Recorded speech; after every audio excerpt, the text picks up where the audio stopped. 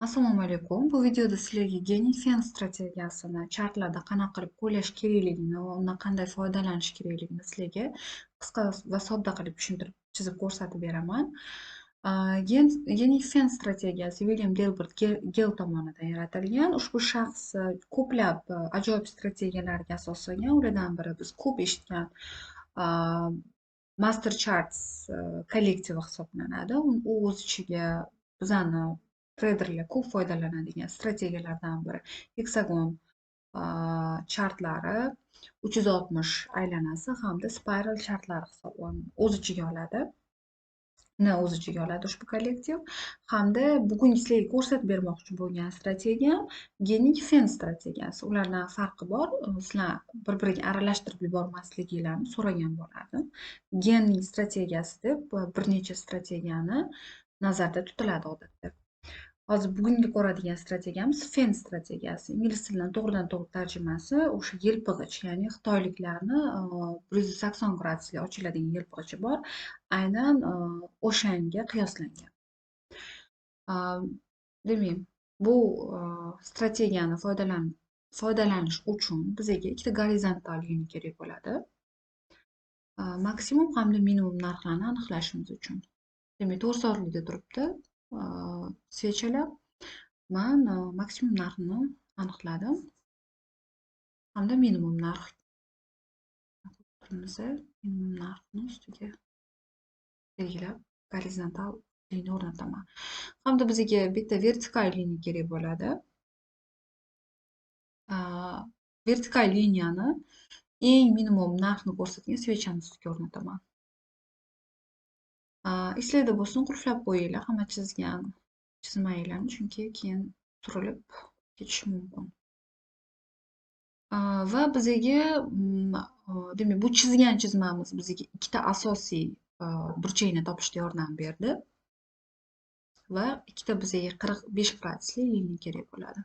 Aynan o'sha ikkita 45 gradusli liniyani interseksiyani topishda foydalanamiz va ikkita mana shu gorizontal pastdagi va tepadagi bizga topgan burchaklarimizga o'rnatamiz.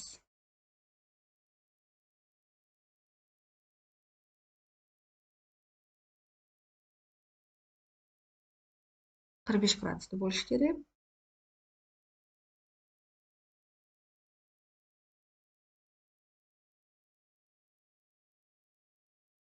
Interseksiyani topib oldik. Endi Genfenni o'rnatamiz. Esinglarda bo'lsin, aynan o'sha interseksiyani topishda bizga yordam bergan, biz o'rnatgan ikkita liniyaga 45 gradusli liniyamiz ustiga o'rnatamiz. Bir holatda tushirishimiz kerak ushbu liniyani. Mana bu joydan o'chirib qo'yilgan ekan, demak, hammasini yoqishimiz kerak, esinglarda bo'lsin. Demak, o'sha 45 gradusli pastdan o'rnatgan liniyamiz ustiga bir holatda tushiryapman va ikkinchi fenimizni, demak, tepadagi biz topgan burchakdan 45 liniyani ustiga bir holatda tushirib olaman. Mana. Qulflab qo'yinglar, surilib ketishi mumkin. Tayyor liniyamiz. Xo'p, bundan qanaqa foydalanamiz? Mana, aynan o'z nomidan kelib chiqqan holatda bu strategiyani maqsadi burchaklarni topish. Ikkinchi nomi gen burchaklar o'zbekcha tarjimasi. Aynan o'sha burchaklarni mana ko'rib turibsizlar.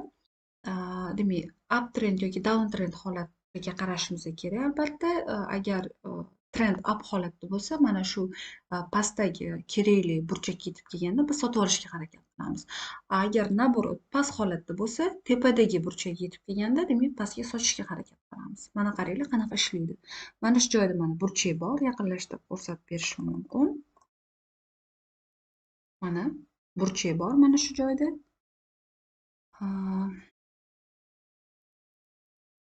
Mana burchagimiz. Mana shu joyda sotib olishga harakat qilaman. Sotib olaman. Bilasizlar, demak, narx o'lchayotganda stop loss qatga qo'yishingiz kerak bo'ladi. Bunda mana shu narxdan keyingi burchakgacha bo'lgan narxni, demak, tek profitinglar shortda bo'lishi kerak. Shuni o'lchab olasizlar va o'shandan xohlasanglar 3 qismi yoki 1 qismi, aytaylik 40 pip bo'ladigan bo'lsa, 20 piplik stoppoz o'rnatishingiz kerak yoki 80 pip bo'ladigan bo'lsa 40 piplik. Bu sizlarni o'sha risklaringga bog'liq. Mana shu joyda sotib olishga harakat qilasiz. Mana tepaga ketgan. Har bitta demak, trend tepaga bo'lsa, har bitta pastga harakatlanganda bizga angel, ya'ni burchakka kelganda biz poylab turishimiz kerak, sotib olishga harakat qilishimiz kerak. Aynan bu strategiya mana shu burchaklarni topishda judayam chiroyli mana ishlaydi. Bizani kuzatib boringlar. Yana boshqa ko'plab strategiyalarni sizlarga ko'rsatib berishga harakat qilamiz. Kanalimizga yoqqan bo'lsa, kanalimiz boshqa o'zinglarni tanishib bo'lgan, mana shu sohani o'rganishga qiziqishi bo'lgan o'rtog'inglarga, do'stinglarga ham tashlab, bizaga mana shu kanalimiz o'sishiga hissa qo'shgan bo'lasizlar. Xursand bo'lamiz bundan. Rahmat.